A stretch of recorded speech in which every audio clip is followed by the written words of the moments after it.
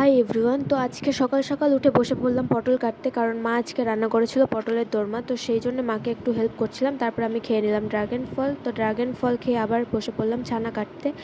ছানা কাটা হয়ে গেলে এগুলো পেস্ট করে দিলাম মাকে। তারপরে মা পুরটা তৈরি করে নিল।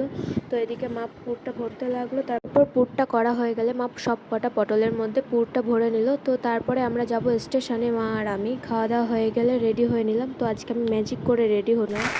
রেডি হয়ে আমি আর মা বেরিয়ে পড়েছিলাম, কিন্তু মাসির বাড়ি যাওয়ার পরপরই চলে এলো বৃষ্টি। তো সেই জন্য আমি আর মা মাসির বাড়ি বসেছিলাম। তো মাসি বলল বসে না থেকে চা কর। তো সেই জন্য চা করছিলাম আর সবাই চা খাচ্ছিল বসে বসে। তো তারপরে চা খাওয়া হয়ে গেলে চলে গেলাম স্টেশনে গিয়ে কিছু কেনাকাটা ছিল কসমেটিক্সের, সেগুলো কিনলাম। আর একটা ব্যাগের চেন কেটে গিয়েছিল, সেইটা দোকানে দেওয়া ছিল।